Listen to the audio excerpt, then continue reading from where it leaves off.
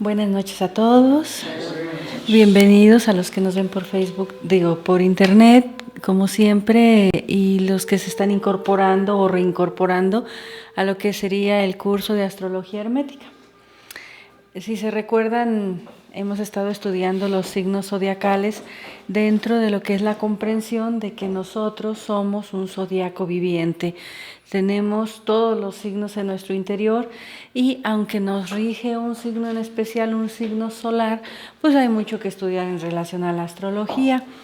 El día de hoy nos toca hacer ese análisis, esa reflexión sobre el signo de Acuario, que rige del 21 de enero al 18 de febrero, según los datos que nos da el libro del maestro Samael. Y ya les hemos dicho siempre que aquellos que tengan dudas por un día más, un día menos, pues lo mejor siempre es sacar una carta astral. Ahí ya sería algo exacto, un cálculo exacto.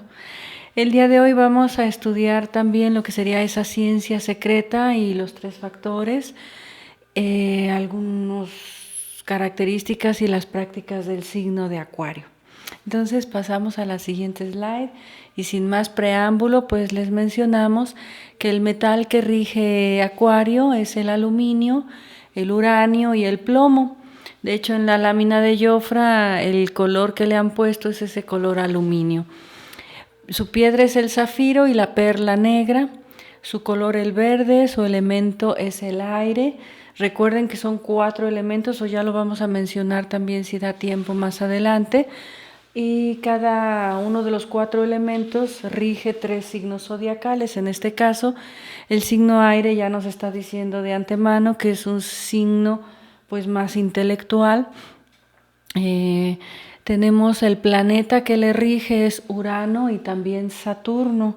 Aquí nos vamos a trasladar, a recordar lo que sería la conferencia sobre la era de Acuario.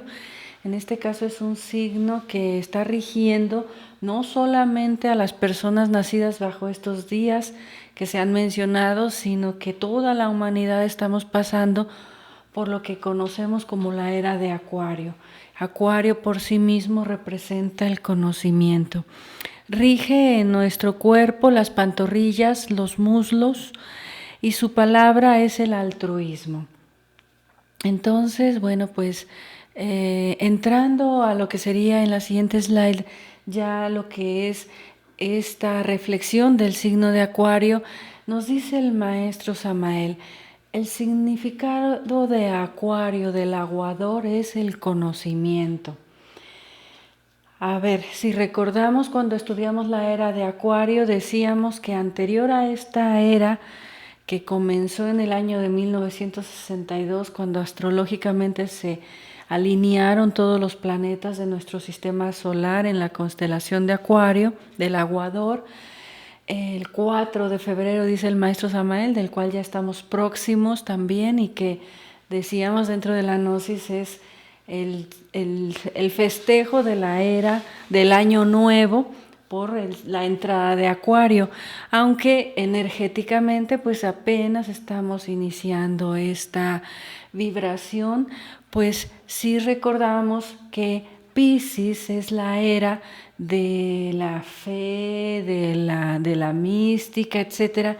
Y cuando entra Acuario, cuando pasamos de la era de Piscis, que la abre precisamente el Maestro Jesús o Jesucristo, pues termina precisamente en ese año 1962, cuando entra una nueva constelación en la vibración, en la regencia dentro de nuestra humanidad, y pues entra este signo que es revolucionario definitivamente. Recordemos que Urano es el planeta que rige la revolución, que es el único planeta que gira al revés en nuestro sistema solar, según se nos dice, y que es el signo de la revolución por excelencia. Al estar regido Acuario también por Saturno, nos trae lo que es precisamente los grandes cataclismos o esa revolución siempre viene acompañada de movimientos fuertes planetarios, humanos, sociales, etc.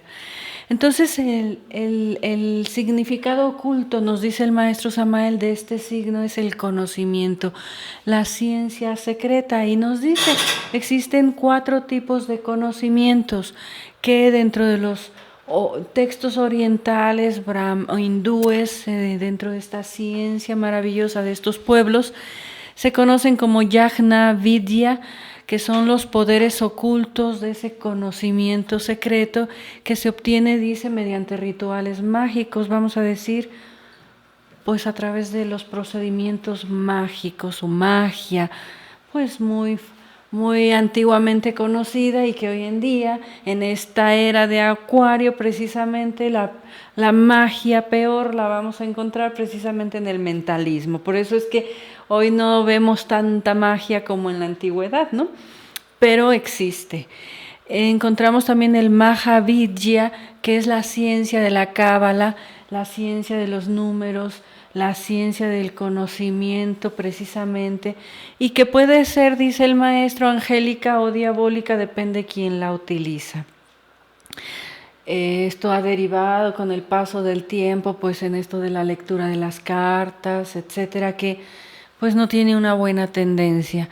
Tenemos lo que es la Gupta Vidya, la ciencia de los mantras, la magia del verbo, la magia de la armonía del sonido universal, los poderes que el verbo irradia, y bueno, de alguna manera, pues cuando nosotros observamos los pueblos antiguos nos damos cuenta que ya se ha perdido tanto de estos conocimientos, y que lo que hoy tenemos pues es en un resumen, dice el maestro, todo lo que es la misma astrología, el tarot, la cábala, la lectura de manos, la quiromancia, la práctica con los metales, con las piedras preciosas, toda la gemoterapia, todo lo que es conocimiento relativo a esto, pues procede de estas 3 primeras fuentes del conocimiento.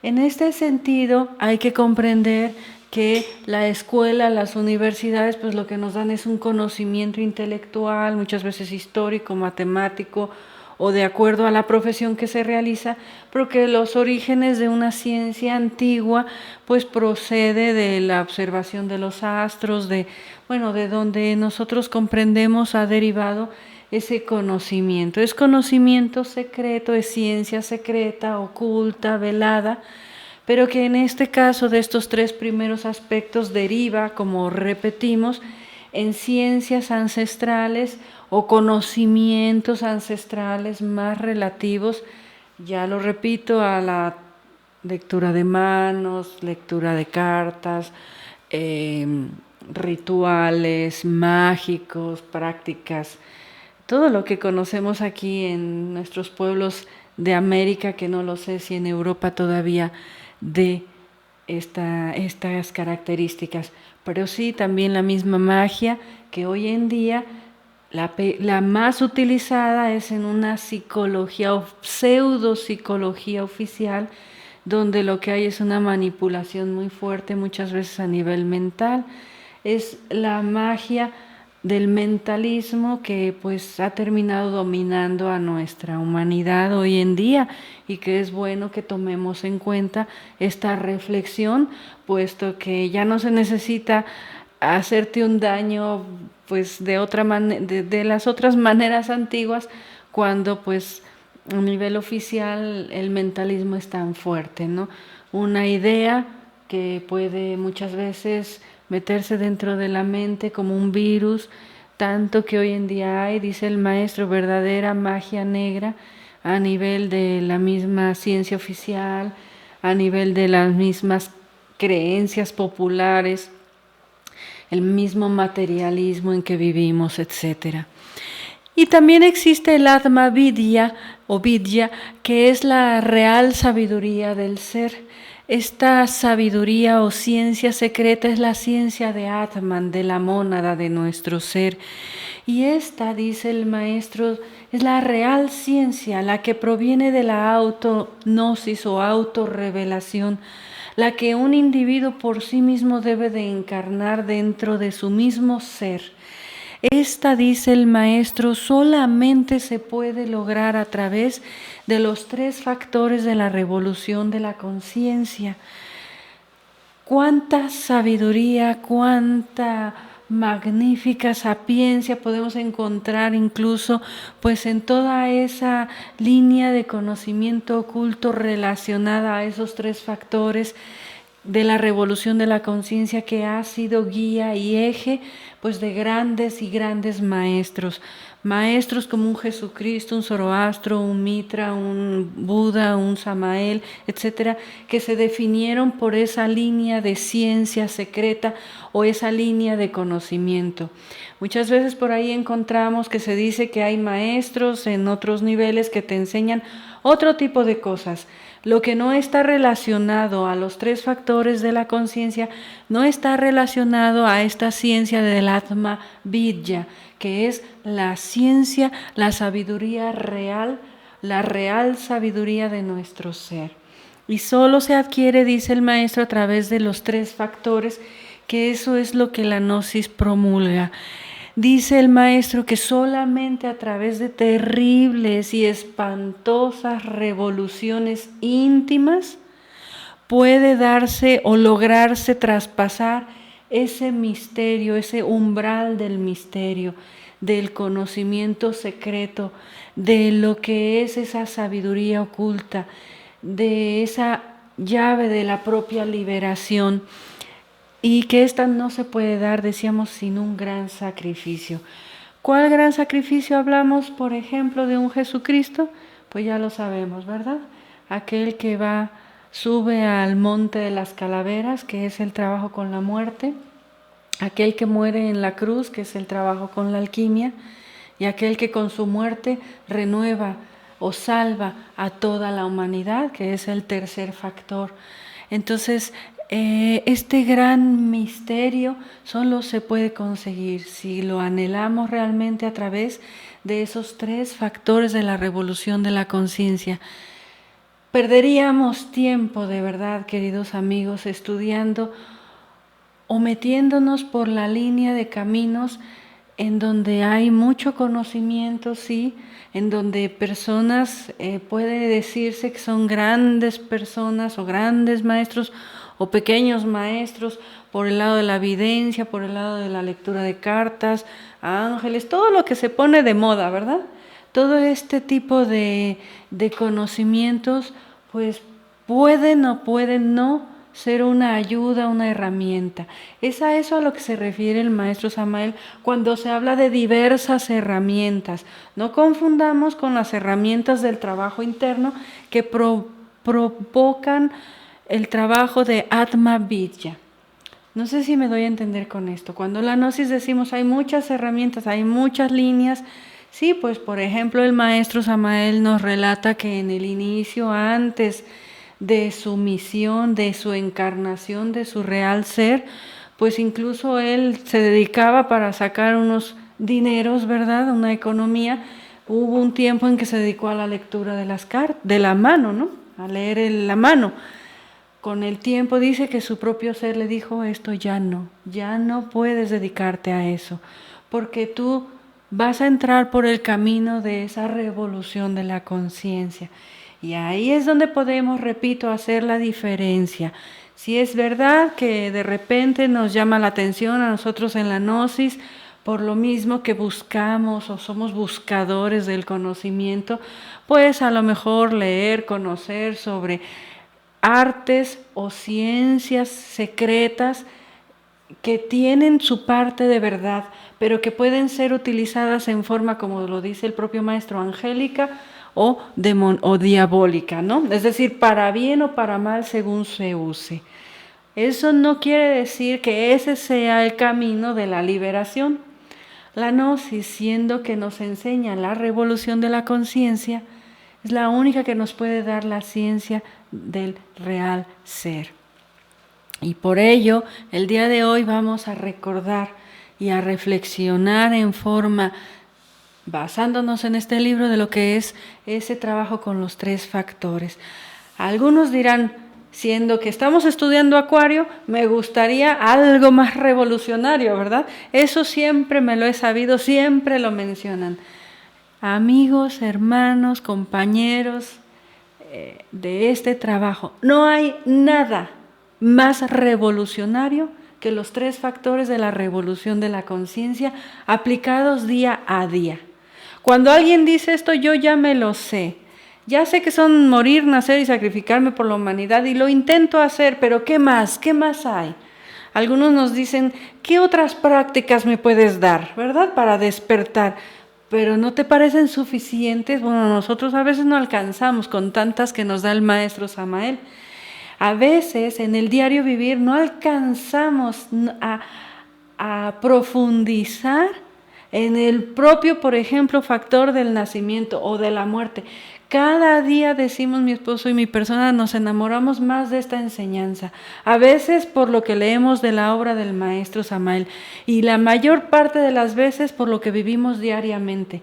Porque aunque nos hemos repetido y estamos en el trabajo, nunca deja de sorprendernos la manera en que nos sale el ego, o por lo menos en que me sale a mí el ego. Y el trabajo de la muerte mística que cada día tienes que profundizar. No es que ya lo sé, yo ya medité en la muerte del ego y ya no está el ego, ¿no? El ego siempre está buscando la oportunidad de comer.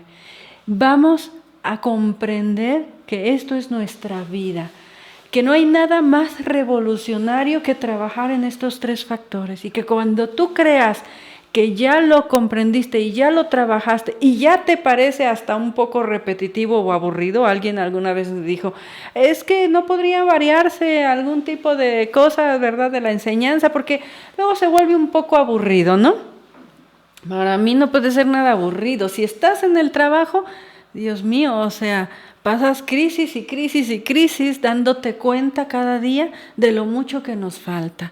Entonces, el primer factor es el nacimiento segundo, nos dice el maestro y lo repetimos claramente, es un problema sexual, es un problema de canalización de energías. Alguien dirá, yo no tengo la lujuria, pero sí tengo muy fuerte la ira. ¿Y tú de dónde crees que se alimenta la ira? ¿Cuál es la raíz del alimento de un defecto? No, yo no necesito trabajar en el aspecto de la canalización de las energías. Yo quisiera que me dieras la técnica para arreglar mis problemas mentales o emocionales, etc. ¿Y tú cuál crees que es la raíz? En la medida que nosotros estamos alterados, en esa medida es que nuestras aguas seminales están alteradas. ¿Ya lo has descubierto? ¿Ya lo estás trabajando?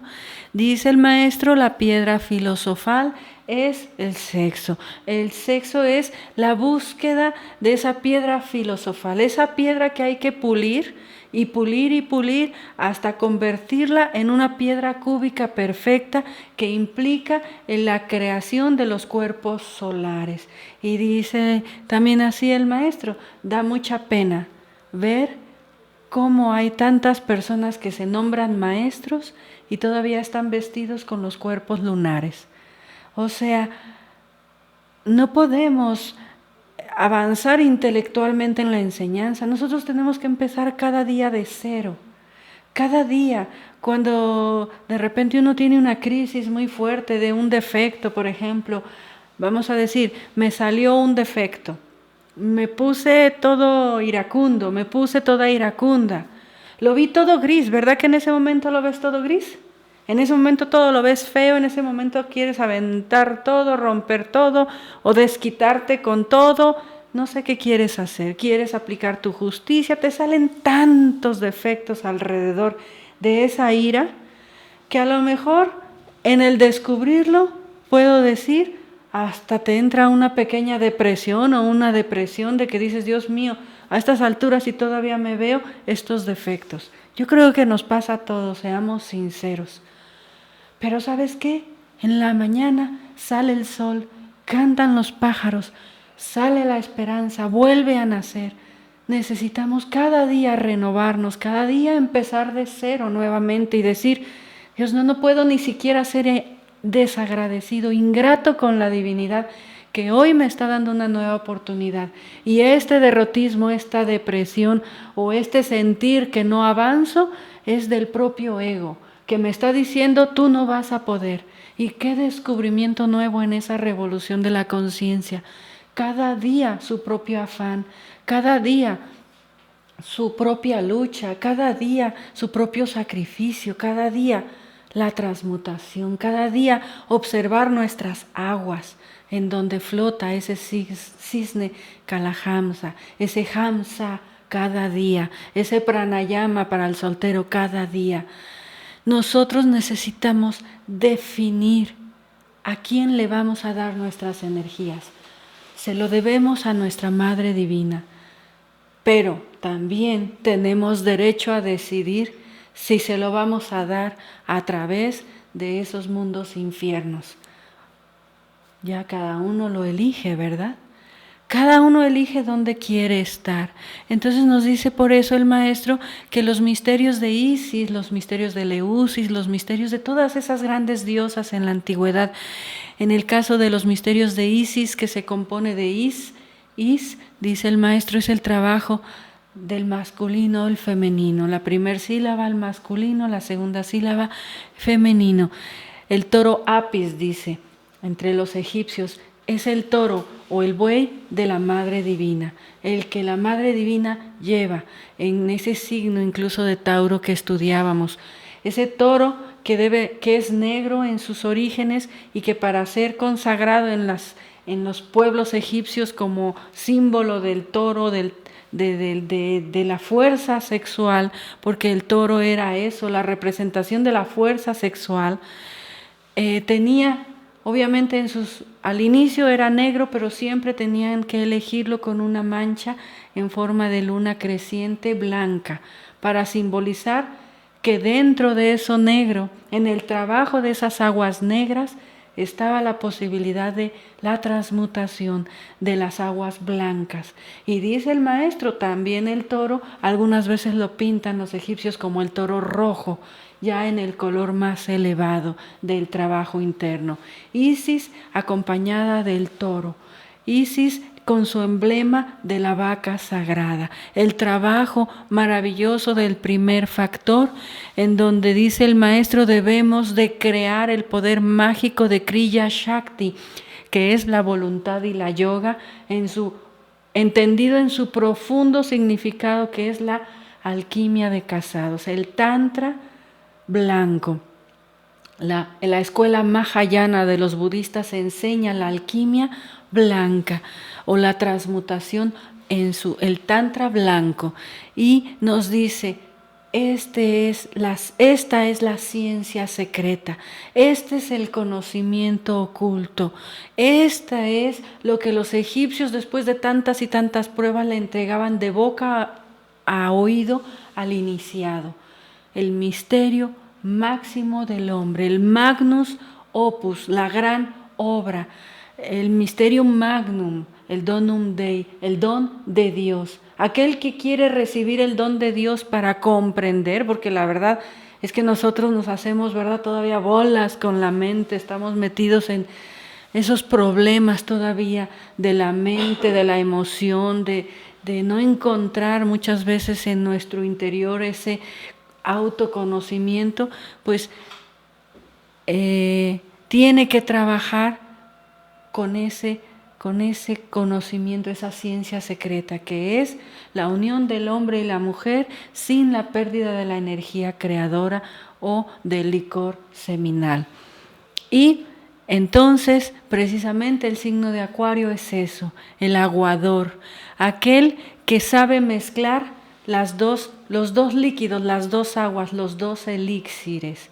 En el arcano 14 del tarot nos muestra precisamente esa mezcla, o el signo de Acuario nos enseña esa mezcla del elixir rojo con el elixir blanco, la sabia combinación, dice, de las aguas de la vida. Nosotros tenemos que darle esa seriedad al trabajo de la transmutación. Y nos dice entonces el segundo factor, morir. Dice que la ciencia de Atman Villa, si queremos encontrar esa ciencia maravillosa, esa llave de la liberación, esa Atma Vidya de los orientales, esa ciencia secreta encarnada dentro de nosotros, dice el maestro, el que quiere subir, primero tiene que bajar. A toda subida le precede una bajada, a toda exaltación le precede una humillación. A nosotros no nos gusta humillarnos, ¿verdad que no? Nosotros gustamos, yo gusto, mi ego gusta de defender su verdad, su justicia. Uno quiere siempre afirmarse, uno quiere siempre estar arriba, ¿verdad? Uno quiere siempre ser el que con el dedo índice anda señalando. Pero nosotros, en un trabajo profundo, tenemos que pasar por grandes humillaciones. Necesitamos, por último, si ya no existen las escuelas de misterios mayores, porque aquellos grandes seres se fueron en esa barca de Ra, y quedamos nosotros aquí, hechos bolas, ¿verdad? Sin esos guías espirituales maravillosos que ahora están solo en esos mundos internos. Por lo menos buscarnos el gimnasio psicológico, en donde poner en práctica esto que nos está diciendo el maestro. A toda subida le precede una bajada. Si nosotros anhelamos esa ciencia secreta, necesitamos aprender a bajar a nuestros infiernos. No esperar a tener que caer en la lujuria, en la ira, en el orgullo, etc. Necesitamos nosotros ir a buscar al ego. Por eso el maestro nos habla tantas veces del gimnasio psicológico, pero tantito empezamos un trabajo profundo, inmediatamente sale de nosotros lo que tiene que salir. Inmediatamente dentro de nosotros sale esa parte de, vamos a decir, que no quiere la humillación, que no quiere la bajada. Y entonces, ¿qué hace la divinidad?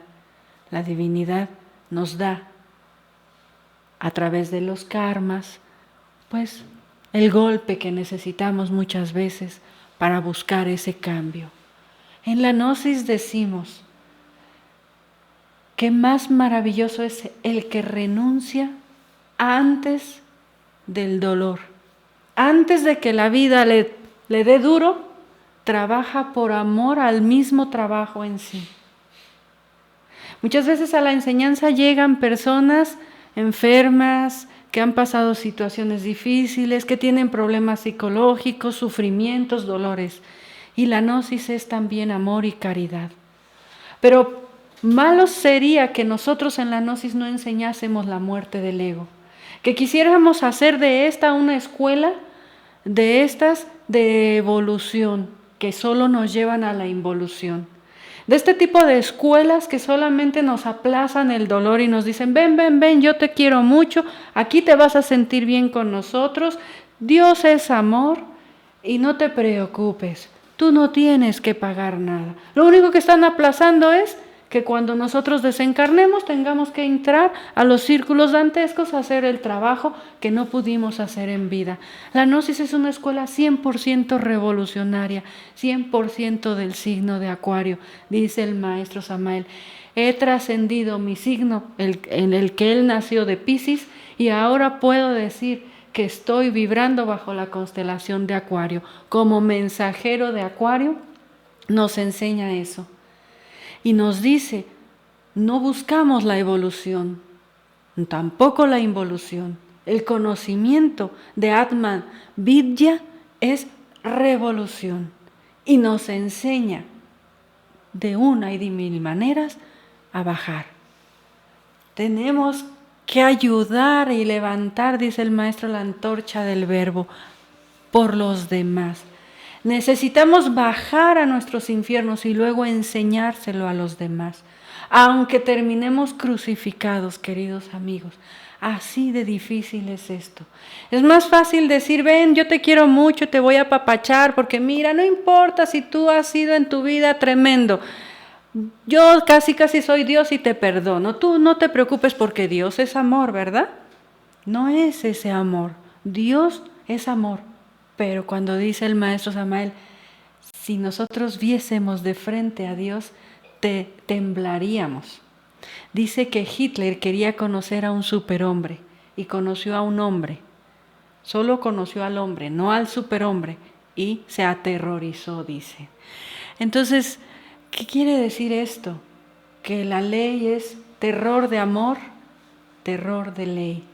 Nosotros necesitamos pasar, decíamos, por grandes crisis, revoluciones íntimas, y eso es lo que provoca el descenso a esos mundos infiernos. Creer que somos buenas personas, creer que tenemos poco orgullo, poquito, casi, yo codicia, no, yo no tengo codicia. No, tú lo que no has es observado nunca la codicia. En la gnosis tenemos la oportunidad de ir a buscar la codicia en la meditación, de ir a buscar el orgullo en nuestra meditación, de ir a buscar, no esperar a que salga, ir a buscarlo, ir abajo, descender. Si queremos conquistar los 9 cielos, tenemos que vencer nuestros 9 infiernos, los infiernos atómicos. Dice el maestro Samael que el que nace se le presentan 2 opciones y ya lo hemos dicho. El camino de la izquierda, que es el que no busca la muerte del ego de instante en instante, con lo cual su transmutación solo sirve para fortificar al ego. Y con ello se crea, dice, lo que los orientales en China llaman Marut o Turam, que ya lo mencionamos en las tradiciones, en el signo de Sagitario. El Hannas Musen con doble signo con doble tipo de personalidad, con doble personalidad, una angélica y una negativa o diabólica o como quiera llamarse. Una como ángel y otra como demonio. Por lo tanto, si nosotros no nos resolvemos a la muerte del ego, si no somos fuertes nosotros mismos para nosotros mismos provocarnos esas crisis y decir y reconocer lo que tenemos y lo que somos y dónde tendríamos que estar, a lo mejor no tendríamos ni siquiera, tendríamos que agradecer infinitamente por lo que tenemos, porque nosotros tendríamos que comprender que ni eso, aunque sea poco lo que tengamos, no lo merecemos. Entonces, este Marut o Turam es el Hannas Musen, y aquí nos dice el maestro Samael, y vuelve en el signo de Acuario a recordárnoslo, porque el ego se mete, aún dice, entre el incienso de la oración. Qué difícil es este camino, queridos amigos. Todos tenemos ego y conciencia, por lo tanto todos somos en cierta manera un tipo de Hannas Musen, pero no despierto. Pero cuando nos metemos a un trabajo interno y lo hacemos solo por curiosidad o para ver si me va bien, a ver si me gusta, a ver si no me gusta, a ver, voy a probar, no nos damos cuenta que lo que estamos es entrando a un trabajo de responsabilidad. Y que cuando alguien transmuta sus energías, algo tiene que nacer, algo tiene que alimentar, o el ego o la conciencia. Y ese Hannas Musen, dice el maestro Samael, se presenta también ante el iniciado, ante el aspirante al conocimiento, y nos puede engañar, y nos puede tentar, y nos puede extraviar del camino. Ellos son los infieles, dicen algunos textos antiguos. Es decir, nosotros todos tenemos que, dice el maestro, esperar a que en un momento dado salga la conciencia de alguien para poderla trabajar. Y tenemos que comprender que mientras no está la conciencia, está desfilando el montón de defectos psicológicos, ¿no? ¿Eso qué quiere decir? Que alguien te puede amar mucho en su conciencia, pero que de repente le sale el ego de la ira, o el ego del orgullo, o el ego de la pereza, y ¿sabes qué? No hay tal amor, porque no está la conciencia presente, está la conciencia dormida, que es el ego. Y dice el maestro, tenemos que acostumbrarnos a aprender a convivir con las personas en base a ese péndulo, ¿verdad? Cuando está la conciencia, pues sí, provocar, alimentarse inclusive. Pero cuando está el ego, pues comprender que es el ego, como yo lo tengo también. Pero en el Hanasmusen, o como dicen los chinos o los orientales, el Turam o Marut, está despierto porque ha hecho un trabajo. Ha nacido, pero como un aborto de la naturaleza. Y dice el maestro algo interesante. Cuando eliges a ese Hanasmusen como tu guía, en los mundos internos puede decirse, o en cualquier lugar, siempre te va a advertir del peligro, porque él es infiel, él es tentador.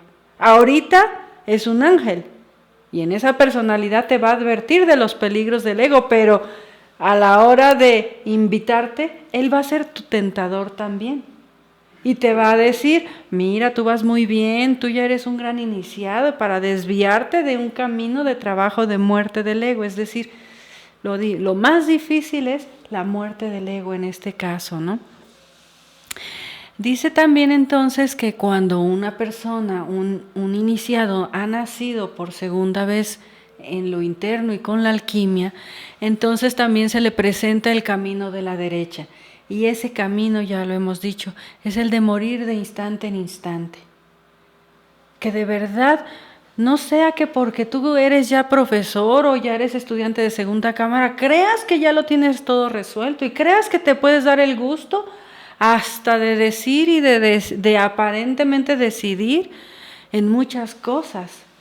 Todos necesitamos empezar de cero siempre. Todos necesitamos disciplinarnos. Todos necesitamos como máxima disciplina la muerte del ego de instante en instante. Si alguien me acusa de algo injusto, por último aceptarlo con humildad y decir, mira, para mi trabajo interno, ¿no? Obviamente que no, estoy hablando en un sentido común, estoy hablando en el trabajo interno. Evitaríamos muchas discusiones porque la mente siempre está discutiendo, siempre quiere discutir porque no sabe estar callada, porque la mente la tenemos mal educada y ella no nos permite hacer este trabajo, porque siempre tenemos que salir a la defensiva y obsérvenlo si no. Las emociones por igual, ahora vamos a hablar de esto. Y nos dice el maestro entonces hay que cuidar la transmutación. Hay 3 tipos de tantrismo que ya se habló también en una conferencia, recordamos. El tantrismo negro, que es el derrame de la energía creadora, la energía sexual. Es el derrame de la energía sexual, puedes pintarlo de algo muy hermoso, es tantrismo negro. Cuando la energía sale de nuestro cuerpo, lo único que va a crear es esa cola que llevamos dentro, ¿verdad? Es ese órgano cundartiguador. La gris, que es unas veces sí transmuto, unas veces no transmuto, unas veces sí transmuto, unas veces no transmuto, ¿no? A veces, como el caso de algún soltero, transmuto con mis pranayamas, pero cuando llega la tentación, pues caigo en el adulterio o en lo que sea, ¿no? Entonces no puede haber, o es lo que se llama gris y es la peor especie porque no está definida. Es lo que va a llevarnos al Hanasmusen más tarde que temprano, y esto hay que meditarlo. Y el tantrismo blanco, que sería pues ya la persona que transmuta, que ya limpió sus aguas y que puede estar dentro de un trabajo interno. Siempre el peligro está, siempre, nunca hay que confiarse. Sí. Están preguntando, morir de instante en instante, expliquen por favor. ¿Qué es morir de instante en instante? Expliquen por favor. Bueno, para los que nos ven quizás por primeras veces, morir de instante en instante, les recomendamos que revisen las conferencias que tenemos sobre la muerte del ego, los defectos psicológicos. Morir de instante en instante es parte de la meditación en marcha, es la autoobservación, es el trabajo de instante en instante, observando nuestros defectos, aunque estemos trabajando, cocinando, barriendo, trapeando, manejando, etcétera, y pidiendo la muerte de nuestros defectos, ¿verdad? Y nos dice el maestro, hay que recordar, y que a lo mejor de repente más adelante se da alguna conferencia más amplia, que esta humanidad fue creada como parte, en cierta manera también, de la necesidad del mismo planeta. El planeta necesita para la captación de las energías cósmicas de plantas, animales y la misma humanidad. Las plantas transmiten canalizan un tipo de energía a la tierra, los animales canalizan un tipo de energía a la tierra y los seres humanos, pues cada uno es insustituible, vamos a decir. Los seres humanos recibimos, generamos y transmitimos energía, gran parte de ello a la tierra. En épocas muy antiguas, aunque la humanidad era pura, cuando se dio cuenta, dice el maestro, de la cruda realidad de que nos hemos encarnado en gran parte como maquinitas para la economía del ecosistema, ellos decidían, como los antiguos lemures, dejar, abandonar, renunciar a esto que no tenía sentido. Dice el maestro que este es un planeta kármico. Ciertos individuos se equivocaron, ciertos individuos sagrados se equivocaron y colocaron esa cola de la cual tenemos una reminiscencia, que es el coxis, ¿verdad?, en el ser humano para que canalizara energías y que eso mismo le provocara como una ilusión. Es como si le hubieran puesto al ser humano una venda en los ojos. Este órgano es la caída, está representando históricamente ese momento de la caída de la humanidad que se fue dando paulatinamente. Y cuando el ser humano, dice, se enamoró de las bellezas de este mundo, le fue quitado el órgano para decir, bueno, ya no lo necesitas, pero quedaron las consecuencias. Pasamos a la siguiente slide. Quedaron las consecuencias, quedó el recuerdo energético, atómico de ese órgano cundartiguador que nos enseña a caer o que nos enseña a perder energías a través de esos 5 centros que hemos estudiado ya y que les recomendamos revisen la conferencia para aquellos que nos ven por primera vez. El centro intelectual en el cerebro, el centro motriz en la nuca, el centro emocional en el plexo solar, el centro instintivo en ese coxis y el centro sexual en los órganos creadores. ¿Sí? ¿Qué sucedió con la máquina humana desde épocas muy remotas? Que con la identificación y la ilusión de este mundo se apegó, se creó lo que es el ego. Se rompió la conciencia en miles y millones, dice, de partes que están guardadas, ocultas, vamos a decir, dentro de esa misma máquina humana y que de alguna manera nos han dejado atrapados. Reconocer hoy que somos máquinas al servicio de la economía nos ayuda en el sentido de despertar, de darnos cuenta que nuestra vida no puede ser solamente nacer, crecer, morir, reproducirse y ya. Ese es el resultado de creer que somos máquinas. Esa es la identificación, la ilusión a la materia. Creer que solamente nacemos, crecemos, nos reproducimos y morimos y se acabó y no hay problema. Así que el engaño es, pues ya que solo tienes esta vida, disfrútala al máximo, ¿verdad? Disfrútala. A los jóvenes se les dice así, disfruta tu cuerpo. Y a los 10, 11, 12 años tenemos una niña embarazada. Pero el psicólogo actual le dice, disfruta tu cuerpo, tienen derecho a disfrutar su cuerpo. Y contesta la enfermera, sí, pero cuando venga en un momento de aborto esa niña, a ver si la mando al psicólogo, porque a donde la tengo que mandar es al médico, ¿verdad? Entonces ese disfruta ya llegó al punto máximo. Empezamos disfrutando a lo mejor un bello paisaje. Sí, el hombre empezó ilusionándose en este mundo maravilloso, no podemos negarlo. No podemos negar que nos exalta ver una bella puesta de sol. Pero nuestro ser está más allá de la puesta de sol. Y ese ilusionarse fue llegando a tener a crear una edad de oro a una edad de plata, a empezar a crear fronteras. Yo quiero tener más que tú, yo quiero ser más que tú, yo quiero ser más inteligente que el otro, empezó a surgir eso que llamamos el ego. El ego fue tomando forma, fuerza, al grado que esta es la quinta raza humana, y dentro de la quinta raza humana, que es la más materializada, estamos viviendo el Kali Yuga, que es la parte más densa de la historia de una raza.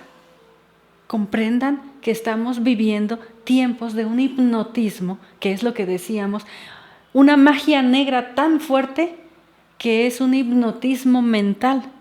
Vivimos hipnotizados, creyendo lo que no es, confundidos a tal grado que no sabemos utilizar los 5 centros de esta máquina humana. En la siguiente slide vamos a decir, ya sabemos que estos 5 centros ya los hemos estudiado. Yo espero que quienes nos están viendo, que los estudiantes por lo menos que están más dedicados a este trabajo, ya más comprometidos a este trabajo, por lo menos puedan ubicar los 5 centros y por lo menos puedan en la autoobservación darse cuenta que cada centro tiene una velocidad diferente, ¿verdad? ¿Cuál es el centro más lento? El centro intelectual, ¿sí? Es el más lento y es en el que más nos apoyamos. Es el que menos sirve, pero es en el que más nos apoyamos en nuestra civilización occidental. Los orientales no tanto. Ellos aprenden desde muy pequeños por lo menos a controlar más la mente. Nosotros buscamos la verdad con la mente. Ese es el centro más inútil nuestro y sin embargo nos sirve para organizarnos, para pagar la renta, para saber cuándo hay que pagar la renta, para tener pues a lo mejor un medio de subsistencia, etcétera. Sin embargo, a nivel de la maquinaria humana es el centro más lento y el que más nos estorba. Bueno, o el que tenemos más mal educado, vamos a decirlo así. Luego el centro emocional, por ejemplo, es rapidísimo. El centro sexual a veces ni lo podemos percibir. Si no estamos en un estado de autoobservación muy profundo, a veces ni siquiera nos damos cuenta de las alteraciones del centro sexual. En una imagen, en algo que vimos, en algo que se mete, en publicidades engañosas, etcétera. No nos damos cuenta cómo mueve el centro sexual, ¿no? El centro motriz, el centro instintivo son menos lentos, o sea, son intermedios entre el centro intelectual y el centro emocional y el centro sexual. Bien, lo que nosotros necesitamos en nuestra autoobservación, sobre todo también ayudando a los que han preguntado cómo podemos morir de instante en instante, nosotros necesitamos autoobservarnos.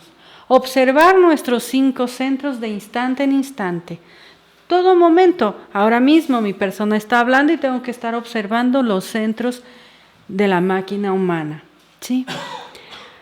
Y al observarlos, nos vamos a dar cuenta que el ego está atrapado, y la conciencia también, en esta máquina humana, ¿sí?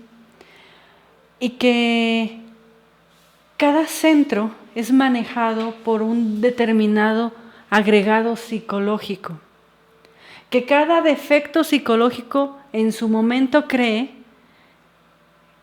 que es Marisa, por ejemplo, ese es mi nombre, ¿verdad?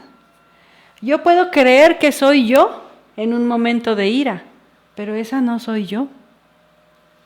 Yo puedo creer que soy yo en un momento intelectual, pero esa no es Marisa. Eso no es mi ser. Yo puedo creer que soy yo en cualquier actividad que haga en el día y bajo los procesos psicológicos en los que me encuentre. Pero si me observo a mí misma, si me autoobservo, me voy a dar cuenta que la conciencia no puede salir porque los 5 centros inferiores no están equilibrados. ¿Y cómo lo podemos comprobar? Dándonos cuenta que cada centro tiene 2 partes. Cada centro de la máquina humana se mueve bajo cierta característica. Nosotros necesitamos saber qué centro estamos trabajando. Por ejemplo, el centro intelectual. ¿El centro intelectual trabaja sí o no? ¿Lo hago? No lo hago. Tesis, antítesis. Blanco porque hay negro. Negro porque hay blanco. Alto porque es pequeño. Pequeño porque es alto. El centro intelectual solo funciona así. Si tú quieres hablar o convencer al centro intelectual que no todo es pensar de esa manera, es muy difícil, porque él está metido en su estructura. Depende del tipo de mente que tengamos, el centro intelectual va a ser más o menos estructurado, pero siempre trabaja sí o no. Cuando alguien te pregunta, ¿qué hago? ¿Me caso o no me caso? ¿Ustedes qué creen que es un problema? ¿Qué problema? ¿De qué centro es el problema? Porque eso es un problema. Yo lo tendría un problemón si estuviera pensando en mi época me caso o no me caso, ¿verdad? Uno sabe que se casa y se casa, pero si uno va y dice me caso o no me caso, ¿quién está hablando por nosotros? ¿Y quién y bajo qué centro está hablando? Díganme ustedes. Bajo el centro intelectual, porque quiere que le diga sí o no. Esa confusión de la mente, si no rompemos esa estructura, no nos va a dejar salir adelante nunca. En lo que ustedes gusten. ¿Estoy haciéndolo bien? ¿Lo estoy haciendo mal? Pues ni bien ni mal. Haz las cosas y aprende que la revelación llega sin el proceso del razonamiento, sin la mente, sin calificar, sin sí o no, blanco o negro.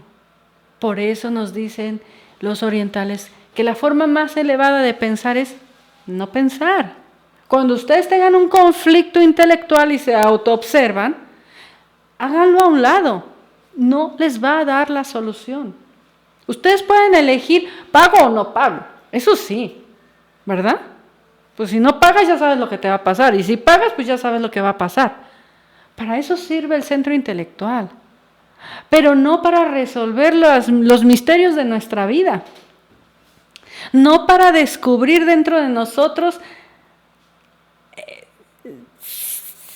el trabajo interno. El centro intelectual es un burrito que nos lleva, o sea, lo estamos cargando nosotros.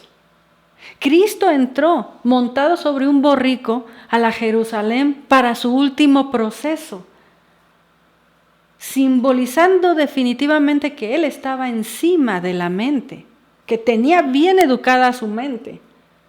Pero nosotros imagínense que entramos a Jerusalén y cargando al burro, ¿verdad?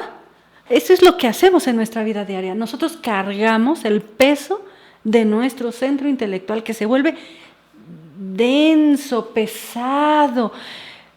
¿Tú crees que vas a resolver con el centro intelectual algo y puedes pasarte un año y no resuelves las cosas? Te lo digo en serio. Alguien dice, es que dudo si me caso o no me caso, y te lo encuentras en un mes y sigue dudando si se casa o no se casa, porque sigue analizando lo bueno y sigue analizando lo malo, ¿no? El centro intelectual no nos lleva a la revolución por sí mismo. Necesitamos activar el centro intelectual superior, que es aprender a pensar. Y para aprender a pensar necesitamos primero saber qué quiere la mente. Y después, aquietar la mente o serenar la mente. Y si la mente no quiere, hasta regañar a la mente. Oye, hoy que salga a la calle, no vas a leer ningún anuncio, no vas a tener alimento, como un simple ejercicio nada más, para que ustedes vean que les va a pedir como un perrito comer. ¿Qué voy a pensar hoy? Si no tengo nada que pensar hoy, si no tengo ningún problema hoy, tengo que buscarme el problema. No sé si ustedes se han observado así. Y hablo de problema porque el problema está en la mente, definitivamente. Los problemas, dice el maestro, no existen. Están en nuestra mente, ¿verdad? Bien, tenemos el centro instintivo. El centro instintivo se debate entre sensaciones, agradables o desagradables. Cuando ustedes quieran observar ciertos defectos, pueden observarlo a través de su centro instintivo. La comodidad, por ejemplo, ¿no? Uno llega y busca lo más cómodo, ¿no? El mejor platillo, el más lleno, el mejor servido. Busca uno las sensaciones agradables del centro instintivo. Pero no haya mucho frío, ¿verdad? Porque hace mucho frío, no estoy a gusto. Eso es el centro instintivo. Hay que observar al centro instintivo. Él se la vive entre lo agradable y lo desagradable de nuestro cuerpo físico. Buscamos definitivamente siempre darle lo más agradable, la comodidad, al grado que el ego se alimenta de ahí, ¿no? Y alguien dice, oye, no, yo no puedo, no sé, no sé, ¿qué se les ocurre? Yo no puedo comer solamente frijol, o sea, yo necesito el mejor platillo, ¿no? O sea, a mí no me gusta esta comida y esta no, discúlpame, no. Somos instintivos cuando buscamos lo agradable y lo desagradable en base a nuestro cuerpo, y por ahí meditar en nuestras comodidades o incomodidades sería increíble, ¿no? Nosotros a veces no queremos sacrificar una comodidad, y por no sacrificar una comodidad somos capaces de hacer muchas cosas. Alguien hasta de divorciarse podría decirse. Bien, centro emocional. Él se debate entre emociones agradables y desagradables, positivas o negativas, ¿verdad? ¿Cuáles son las emociones agradables que buscamos?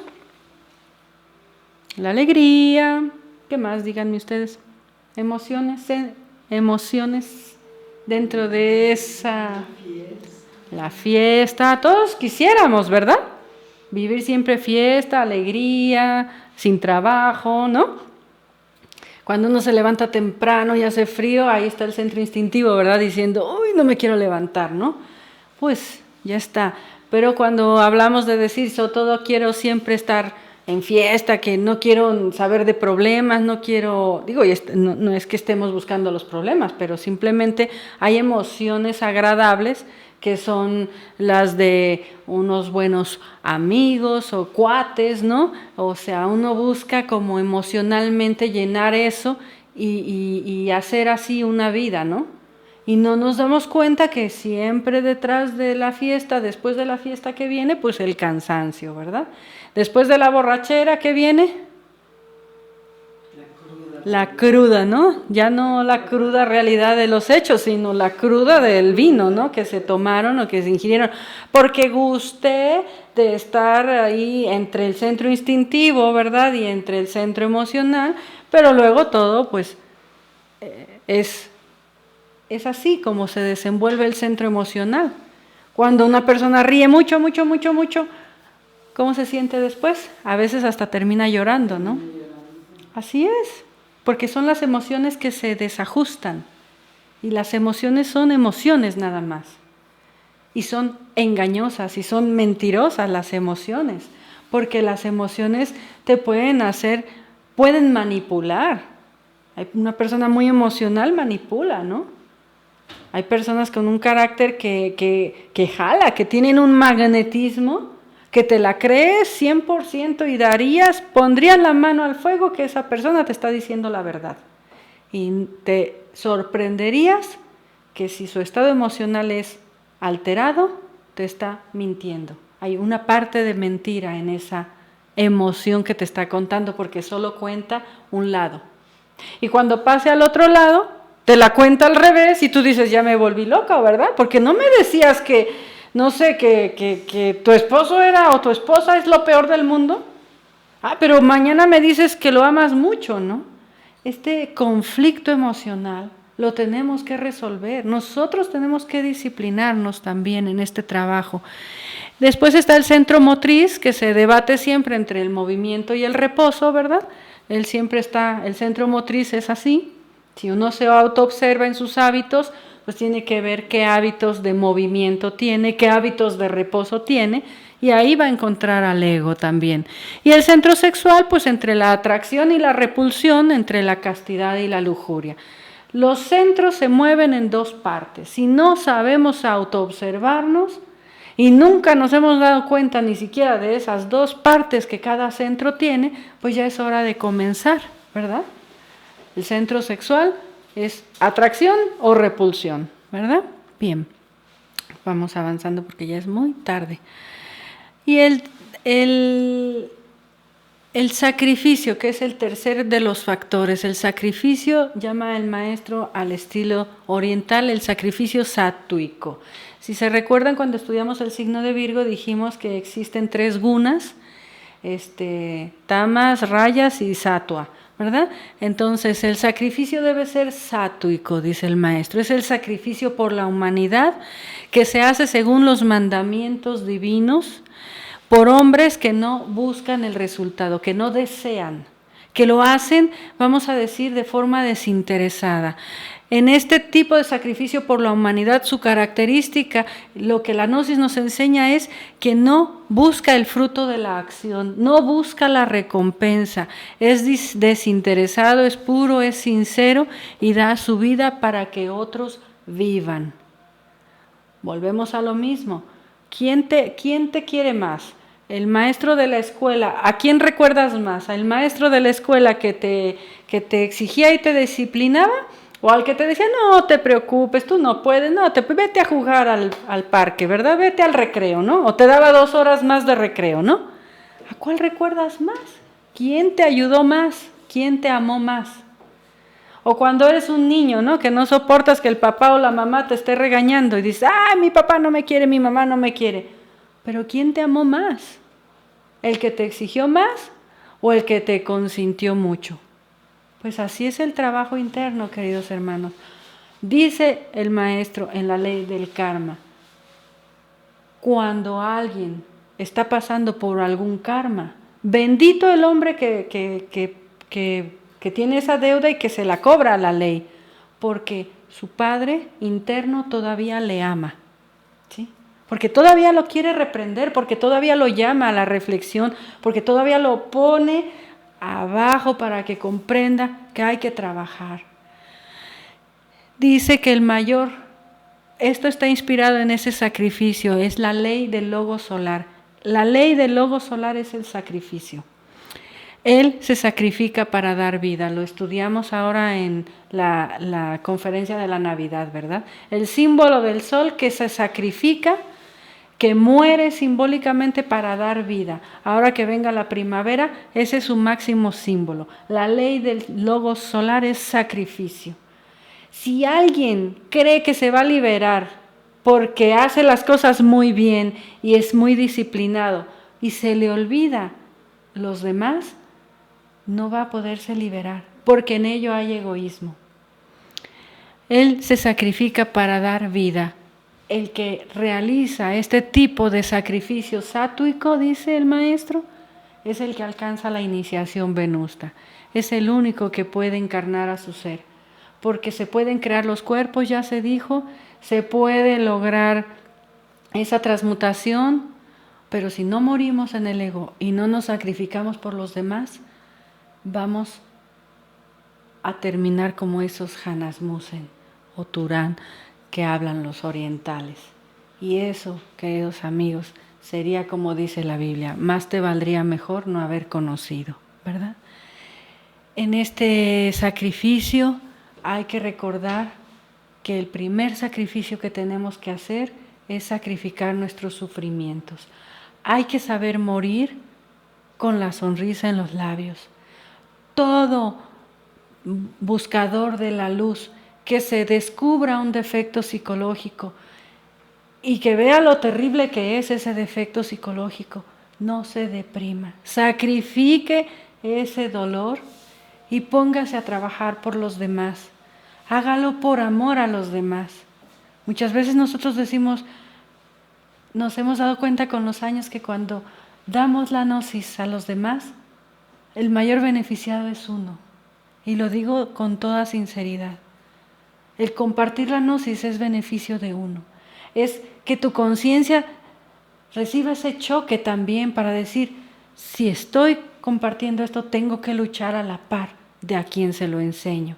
Y lo que yo le pida a alguien, que lo haya hecho yo 2 o 3 veces ya antes, ¿verdad? Entonces, pues vamos a dejarlo hasta aquí porque no terminamos. Podemos pasar la siguiente slide para ver. No hemos terminado. La verdad es que este signo es mucho que reflexionar. ¿Cómo ves? Porque ya lo que falta es poco, pero podemos terminarlo, ¿verdad? Para la siguiente ocasión también no es cuestión de llevarlo así como solo conocimiento. Yo creo que también hay mucho que reflexionar, remitirnos a la era de Acuario, estudiar la era de Acuario, ahora que vamos a ver las características positivas y las características negativas del signo, pues también lo vamos a encontrar mucho en esa conferencia de la era de Acuario, porque Acuario tiene 2 tendencias, la de Dionisio y la de Mamón, ¿verdad? Entonces, pues necesitamos ir reflexionando sobre nuestro Acuario interior y vamos a completar o complementar esta conferencia en la próxima oportunidad. Por el día de hoy, pues que pasen buenas noches. No sé si hubiera alguna otra pregunta y si no, bueno, pues para la siguiente ocasión. Los esperamos el jueves si Dios quiere.